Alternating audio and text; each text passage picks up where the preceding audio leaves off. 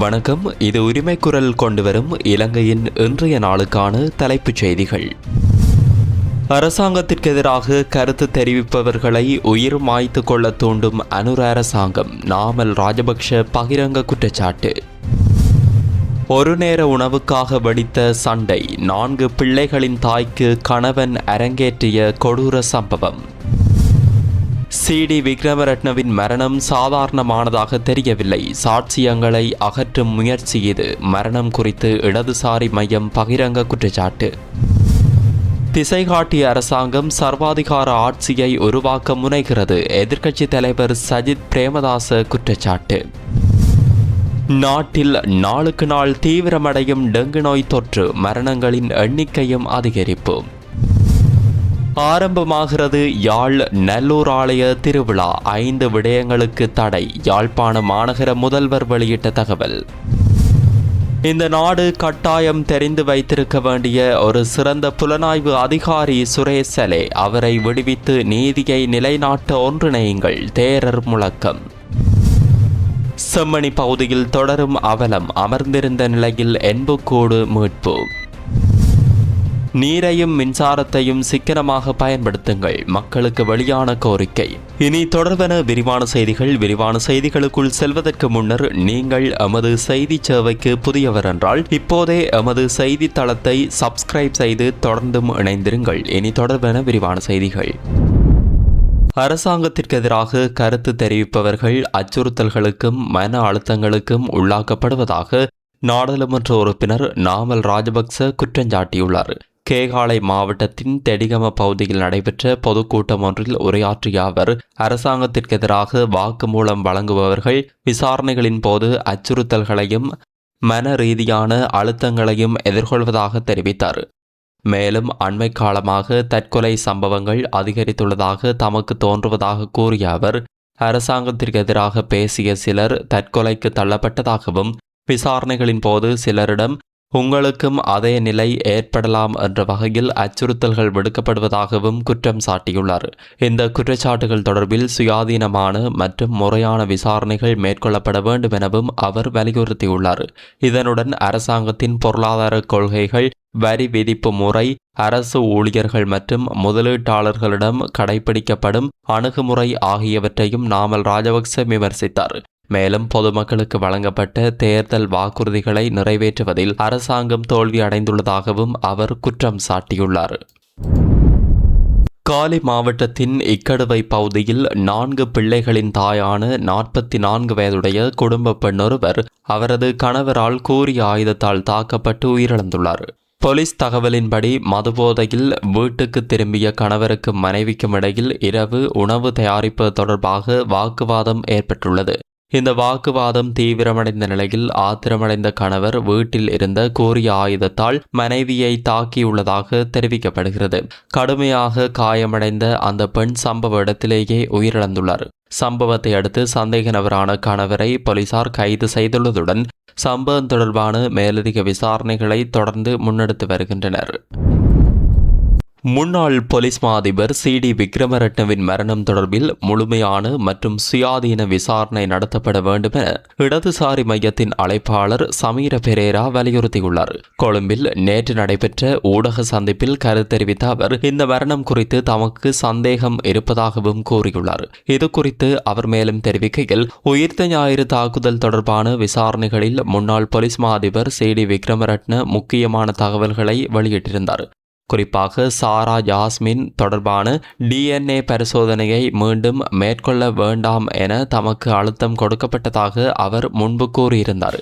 இவ்வாறான தகவல்களை வெளியிட்ட சில நாட்களிலேயே அவர் உயிரிழந்துள்ளமை சந்தேகங்களை ஏற்படுத்துகிறது. எனவே இந்த மரணம் தொடர்பில் வெளிப்படையான, சுயாதீனமான மற்றும் முழுமையான விசாரணை நடத்தப்பட வேண்டும். கடந்த காலங்களில் முக்கிய வழக்குகளில் சாட்சியம் அளித்த சிலரின் மரணங்களும் கேள்விகளை எழுப்பியுள்ளன. அதனால் இந்த சம்பவமும் கவனமாக விசாரிக்கப்பட வேண்டியது அவசியமாகும். மேலும் சில ஊடகங்கள் இந்த மரணத்தை ஆரம்பத்திலேயே தற்கொலை என குறிப்பிட்ட விதமும் சந்தேகங்களை அதிகரிக்கிறது. எந்த ஒரு முடிவுக்கு வருவதற்கு முன் அதிகாரப்பூர்வ விசாரணையின் முடிவுகள் வெளிவர வேண்டும் எனவும் தெரிவித்திருந்தமை குறிப்பிடத்தக்கது. தற்போதைய அரசாங்கம் ஜனநாயகத்தை பலவீனப்படுத்தி சர்வாதிகார தனி கட்சி ஆட்சியை உருவாக்க முயற்சிப்பதாக எதிர்க்கட்சித் தலைவர் சஜித் பிரேமதாச குற்றஞ்சாட்டியுள்ளார். ஐக்கிய சட்டத்தரணிகள் சங்கம் ஏற்பாடு செய்திருந்த ஜனநாயகம் சட்டத்தின் ஆட்சி மற்றும் நீதித்துறையின் சுதந்திரத்தை பாதுகாப்போம் போன்ற தலைப்பிலான பொதுமக்கள் கருத்தாடல் நிகழ்வில் கலந்து கொண்டு உரையாற்றும் போதே அவர் இவ்வாறு தெரிவித்துள்ளார்.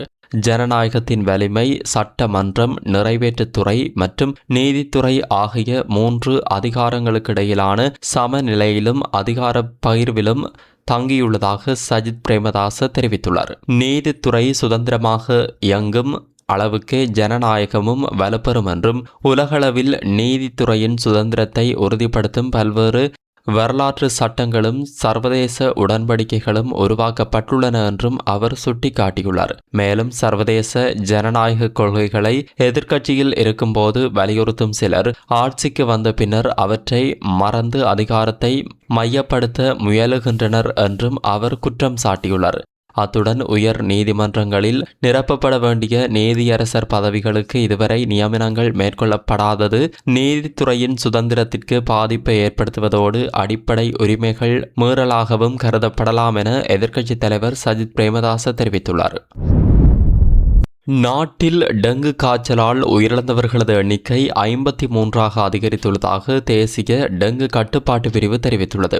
உயிரிழந்தவர்களில் 37 பேர் பெண்களும் 5 பேர் சிறுவர்களும் என அதிகாரப்பூர்வ தரவுகள் தெரிவிக்கின்றன. இந்த ஆண்டின் ஜனவரி 1ஆம் தேதி முதல் இதுவரையான காலப்பகுதியில் நாடு முழுவதும் 75,321 டெங்கு நோயாளர்கள் அடையாளம் காணப்பட்டுள்ளனர். அவற்றில் ஜூலை மாதத்தின் முதல் 18 நாட்களிலேயே 19,943 பேர் டெங்கு தொற்றுக்குள்ளாகியுள்ளமை நோய் தொற்று வேகமாக பரவி வருவதை வெளிப்படுத்துகிறது. டெங்கு பரவும் நிலை அதிகரித்துள்ள நிலையில் நாடு முழுவதும் 162 சுகாதார மருத்துவ அதிகாரி பிரிவுகள் அதி உயர் டெங்கு அபாய பகுதிகளாக அடையாளம் காணப்பட்டுள்ளன. மாகாண வாரியாக பார்க்கும்போது மேல் மாகாணத்தில் அதிகபட்சமாக 39,667 பேரும், தென் மாகாணத்தில் 11,610 பேரும் டெங்கு நோயினால் பாதிக்கப்பட்டுள்ளனர். அதேவேளை கம்பஹா, கொழும்பு, மாத்தறை, கண்டி, களுத்துறை, இரத்தினபுரி, காலி, அம்பாந்தோட்டை மற்றும் குர்நாகல் மாவட்டங்களிலும் கொழும்பு மாநகர சபைக்குட்பட்ட பகுதிகளிலும் தொடர்ச்சியாக அதிகளவிலான டெங்கு நோயாளர்கள் பதிவாகி வருவதாக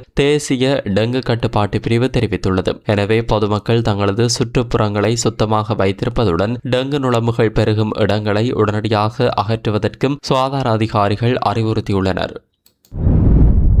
வரலாற்று சிறப்புமிக்க யாழ்ப்பாணம் நல்லூர் கந்தசுவாமி ஆலயத்தின் வருடாந்த மகோற்சவத்தின் போது அமல்படுத்தப்பட உள்ள 5 முக்கிய கட்டுப்பாடுகள் குறித்து யாழ்ப்பாண மாநகர முதல்வர் மதிவதனி விவேகானந்த ராஜா அறிவித்துள்ளார்.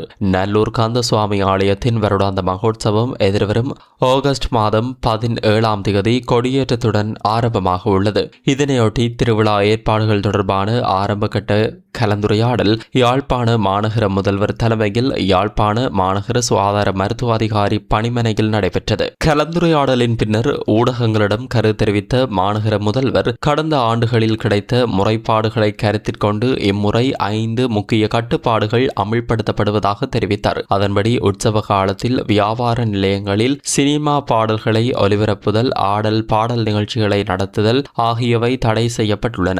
விதிமுறைகளை மீறுவோரின் ஒளி சாதனங்கள் பறிமுதல் செய்யப்படும் என்றும் தெரிவிக்கப்பட்டுள்ளது. மேலும் தெய்வீக நிகழ்வுகளுடன் தொடர்பில்லாத காட்சிகள், காணொளிகள் மற்றும் விளம்பரங்களை ஆலய சுற்று வட்டாரத்தில் திரையிடுவதற்கும் தடை விதிக்கப்பட்டுள்ளது. அத்துடன் சமய, பண்பாட்டு மற்றும் கலாச்சார நிகழ்வுகளை தவிர தனி நபர்களின் புகைப்படங்கள் அல்லது காணொளிகளை பதிவு செய்து சமூக ஊடகங்களில் பகிர்வதை தவிர்க்குமாறும் அறிவுறுத்தப்பட்டுள்ளது. ஆலய சுற்றாடலில் ட்ரோன் கேமராவை பயன்படுத்துவது முற்றாக தடை செய்யப்பட்டுள்ளதாகவும் இது ஏற்கனவே வர்த்தமானி அறிவித்தலின் கீழ் நடைமுறையில் உள்ள விதிமுறையாகும் என்றும் மீறுபவர்கள் மீது சட்ட நடவடிக்கை எடுக்கப்படும் என்றும் அவர் தெரிவித்தார். இதேவேளை சிவப்பு மற்றும் வெள்ளை நிறங்களால் குறிக்கப்பட்டுள்ள உற்சவ எல்லைக்குள் வியாபாரம் மேற்கொள்வதும் யாசகம் பெறுவதும் தடை செய்யப்பட்டுள்ளதாகவும் விதிமுறைகளை மீறுவோரின் பொருட்கள் பறிமுதல் செய்யப்படும் என்றும் அவர் தெரிவித்துள்ளார். இந்த கலந்துரையாடலில் நல்லூர் கந்தசுவாமி ஆலய நிர்வாகத்தினர், யாழ்ப்பாண மாநகர சபை ஆணையாளர், மாநகர சபை உறுப்பினர்கள், துறைசார் அதிகாரிகள் மற்றும் மத தலைவர்கள் உள்ளிட்ட பலர் பங்கேற்றிருந்தனர். முன்னாள் புலனாய்வு பணிப்பாளர் மேஜர் ஜெனரல் சுரேஷ் சலேவை விடுவித்து அவருக்கு நீதி வழங்கப்பட வேண்டும் என பெங்கமுவே நாலகதேரர் வலியுறுத்தியுள்ளார். கொழும்பு மேன்முறையீட்டு நீதிமன்ற வளாகத்தில் ஊடகங்களுக்கு கருத்து தெரிவிக்கும் போதே அவர் இவ்வாறு தெரிவித்தார். மேஜர் ஜெனரல் சுரேஷ் சலே நாட்டின் பாதுகாப்பில் முக்கிய பங்காற்றிய திறமையான புலனாய்வு அதிகாரி என தெரிவித்த பெங்கமுவே நாலகதேரர் புலனாய்வு அதிகாரிகளின் பணிகள் பொதுவாக வெளிப்படையாக அறியப்படுவதில்லை என்றும் கூறியுள்ளார். எதிர்காலத்தில் நாட்டின் பாதுகாப்பை உறுதிப்படுத்தும் வகையில் சுரேஷ் சலே போன்ற அதிகாரிகள் தேவைப்படுவதாகவும் அவர் தெரிவித்தார். மேலும் ஷானி அபேசகர, ரவி செனவரட்ன மற்றும் திலீப பீரிஸ் ஆகியோர் சுரேஷ் சலேவுக்கு பாதிப்பை ஏற்படுத்த முயற்சிப்பதாகவும் அதனை தடுக்கவே தாங்கள் செயல்பட்டு வருவதாகவும் பெங்கமுவே நாலகதேரர் குற்றம் சாட்டியுள்ளார். இறுதியில் உண்மை வெற்றி பெறும் என்ற நம்பிக்கை தமக்குள்ளதாகவும் அவர் தெரிவித்தார். யாழ்ப்பாணம் செம்மணி மனித புதைகுழியில் கால்கள் மடக்கப்பட்ட நிலையில் காணப்பட்ட மனித எலும்புக்கூடு ஒன்று அடையாளம் காணப்பட்டுள்ளதாக அகழ்வு பணிகளில் ஈடுபட்டுள்ள தரப்பு தெரிவித்துள்ளன. செம்மணி மனித புதைகுழியின் 3ஆம் கட்ட அகழ்வாய்வின் 37வது நாள் பணிகள் நேற்று முன்னெடுக்கப்பட்டது. 3ஆம் கட்ட அகழ்வாய்வு பணிகளை 56 நாட்கள் மேற்கொள்ள நீதிமன்றம் அனுமதி வழங்கியுள்ள நிலையில் நேற்று நடைபெற்ற அகழ்வாய்வின் போது மேலும் 9 மனித எலும்புக்கூடுகள் அடையாளம் காணப்பட்டுள்ளதாக தெரிவிக்கப்பட்டது. அத்துடன் ஏற்கனவே அடையாளம் காணப்பட்ட எலும்புக்கூடுகளில் சிசு ஒருவருடைய எலும்புக்கூடு உட்பட 6 எலும்புக்கூடுகள் அகழ்ந்தெடுக்கப்பட்டுள்ளன. இதற்கிடையில் ஆரம்பத்தில் வித்தியாசமான அமைப்பில் காணப்பட்டதாக குறிப்பிடப்பட்ட ஒரு மண்டையோட்டை சுற்றி சுத்தப்படுத்தும் பணிகள் மேற்கொள்ளப்பட்ட போது அந்த மனித எலும்புக்கூடு கால்கள் மடக்கப்பட்ட நிலையில் இருப்பது உறுதிப்படுத்தப்பட்டதாக தெரிவிக்கப்படுகிறது. குறித்த எலும்புக்கூட்டை முழுமையாக வெளிக்கொணரும் பணிகள் தொடர்ந்து முன்னெடுக்கப்பட்டு வருகின்றன. அது இன்று முழுமையாக அகழ்ந்தெடுக்கப்படும் என எதிர்பார்க்கப்படுகிறது. கடந்த ஆண்டு செப்டம்பர் 4ஆம் தேதி நடைபெற்ற அகழ்வாய்வின் போது இதேபோன்று கால்கள் மடக்கப்பட்ட நிலையில் காணப்பட்ட மனித எலும்புக்கூடு ஒன்று மீட்கப்பட்டிருந்தது. அதன் பின்னர் இவ்வாறான நிலையில் அடையாளம் காணப்படுவது 2வது மனித எலும்புக்கூடு இதுவாகும். நீர்ப்பாசன நீர்த்தேக்கங்களின் நீர்மட்டம் தொடர்ந்து குறைந்து வருவதனால் நீரையும் மின்சாரத்தையும் சிக்கனமாக பயன்படுத்துமாறு பொதுமக்களிடம் நீர்ப்பாசன திணைக்களம் வேண்டுகோள் விடுத்துள்ளது. நீர்ப்பாசன பணிப்பாளர் LS சூரிய பண்டார தெரிவிக்கையில் தற்போது நீர்த்தேக்கங்களில் 44 முதல் 45% வரை மட்டுமே நீர் இருப்பு காணப்படுவதாக குறிப்பிட்டார். எதிர்வரும் அக்டோபர் மாதத்தில் ஆரம்பமாக உள்ள பெரும்போக செய்கைகளுக்காக நீர் விநியோகத்தை மேற்கொள்ள திட்டமிடப்பட்டுள்ளதால் தற்போதுள்ள நீர் வளத்தை கவனமாக நிர்வகிக்க வேண்டிய அவசியம் ஏற்பட்டுள்ளதாகவும் அவர் தெரிவித்தார். எல் நினோ காலநிலை தாக்கத்துக்கு மத்தியிலும் அக்டோபர் மற்றும் நவம்பர் மாதங்களில் மழை வீழ்ச்சி அதிகரிக்கும் என எதிர்பார்க்கப்படுகிறது. இருப்பினும் எதிர்பார்த்த அளவில் மழை பெய்யாத சூழ்நிலை ஏற்பட்டால் அதனை சமாளிக்க மாற்று திட்டங்கள் ஏற்கனவே தயாரிக்கப்பட்டுள்ளதாகவும் அவர் கூறியுள்ளார். மேலும் இந்த ஆண்டு தென்மேற்கு பருவமழை வழக்கத்தை விட குறைவாக பதிவாகியுள்ளதாகவும் பல பகுதிகளில் 10 முதல் 15 மில்லிமீட்டர் வரையிலான குறைந்தளவு மழை மட்டுமே கிடைத்துள்ளதாகவும் சூரிய பண்டாறு சுட்டிக்காட்டியுள்ளார். எனவே நீர் மற்றும் மின்சாரத்தை பொறுப்புடன் பயன்படுத்தி வீணாக்கத்தை தவிர்க்குமாறு அவர் பொதுமக்களிடம் மீண்டும் வலியுறுத்தியுள்ளார். இத்துடன் இன்றைய தலைப்புச் செய்திகள் நிறைவடைகின்றன. தொடர்ந்து அடுத்த பிரதான செய்திகளை எதிர்பாருங்கள். வணக்கம்.